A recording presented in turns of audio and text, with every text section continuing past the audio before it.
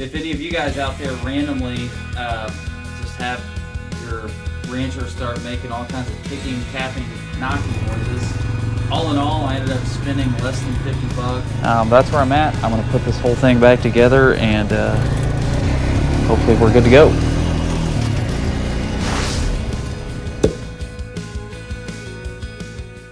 I just want to do this little video. My in-laws have this Honda Rancher 350. I think it's an 05 model. It was running great. And then all of a sudden the engine started making a loud ticking noise, almost like a knock, but sounded more like valve train to me.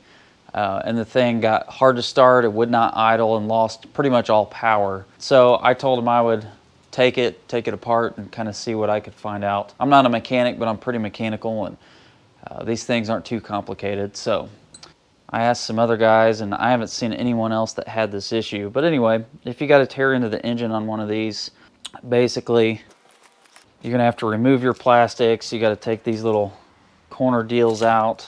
I think you can remove the whole plastics. It's kind of 3 pieces, but you can get it all out as one. So you get that off, the seat off, of course. I pretty much left the carb, the airbox, everything there. I got a new filter and everything ready for that. You do have to remove the tank. This tray just kind of sits right here and holds the tank in place. You got to remove that, remove the tank. Here's the engine, obviously not on the bike anymore, but you got to remove your valve cover off the top. So you've got 4 little 10mm bolts holding that valve cover on. And then the first thing I did was check the valve clearances. One of them was way off. One was like super sloppy. So what you do there is you just loosen these little nuts. I think those are 10mm. And I think the clearances on these are 0.006. So this would be your exhaust valve on this side, I believe, intake on this side. This one was a little tight. So what you want to do, take a flathead screwdriver on here, take a feeler gauge, a 0.006. You want to take this down clockwise until that feeler gauge just gets a little tension, but it still moves back and forth. You want to take a flathead screwdriver to hold that adjustment exactly where it is, and a 10mm wrench, and tighten that without turning that. That one was a little tight. I loosened it a touch. This was super sloppy, so I tightened it down. I put the thing back together. It got all of its power back, ran great, idled great, but it still had this loud tick. So I adjusted the valve several times. That wasn't going to work, so I thought maybe it's piston slap or something like that. So at that point, took the valve cover back off. When you go to pull the motors on these, you've got this, I think that's a 12mm that comes off, and then this 10 right here. Once you have that, you can kind of pull this, the top of the rocker assembly off, and then you've got your push rods.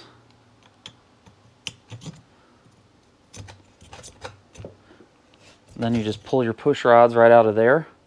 And as I was pulling that out, one of the push rods looked a little different on top.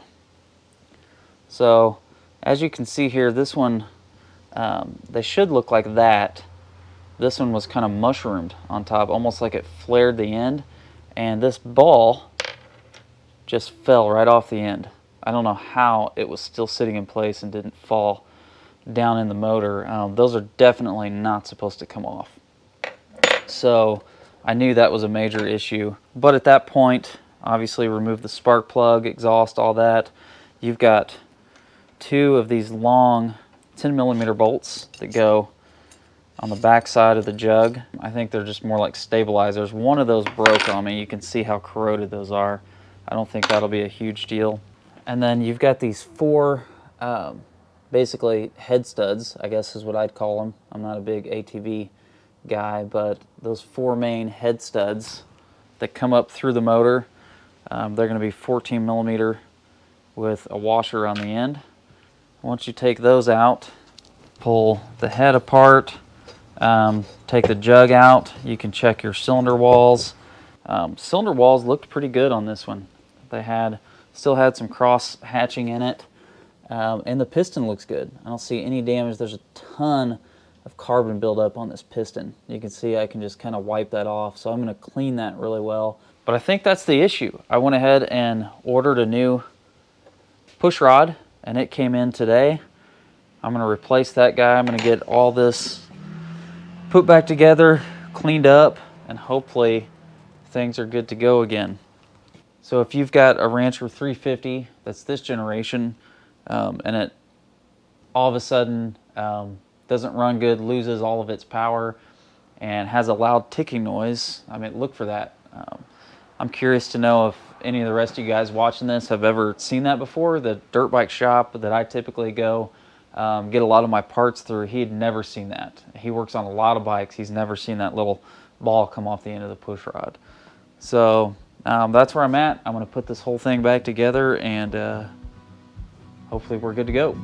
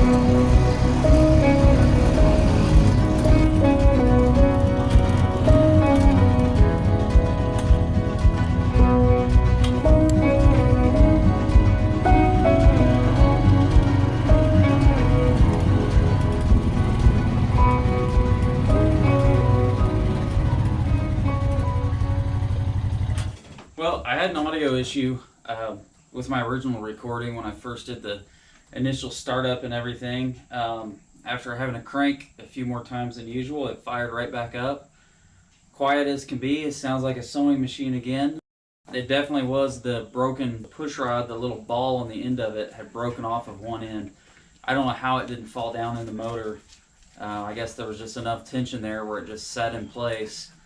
But the guy at the dirt bike shop where I bought the parts to replace it, he said he'd never seen that happen before. So if any of you guys out there randomly just have your Rancher start making all kinds of ticking, tapping, knocking noises, my father-in-law had just changed the oil. He thought it had something to do with that. Obviously, I think it was just a coincidence, but all in all, I ended up spending less than 50 bucks. I got the push rod for like 12 bucks and then an upper gasket set for like 35 or so. So relatively cheap fix, relatively easy fix. If you're halfway comfortable with pulling these things apart a little bit, it's a simple engine. I'd never done it before. And honestly, it takes you just as long to pull the plastics, gas tank, all that stuff off, get it out of the way just to get to the motor than it does to actually pull the motor apart. But while you're in there, just put all new gaskets in. And I didn't put new rings and piston in this thing this time because it's an old farm use four-wheeler. It's cracked up, and you know, that would have been probably another $250, $300 at least. And it's running great. It's got a little bit of smoke, but nothing to worry about. It'll hopefully have a few more years of service on the farm, no issue. Hope this video helps someone out. I like to tinker with things like this. I do product reviews, do a lot of car stuff. If any of that interests you or you want to support my channel, hit subscribe. I'd appreciate it. And till the next project, thanks for watching.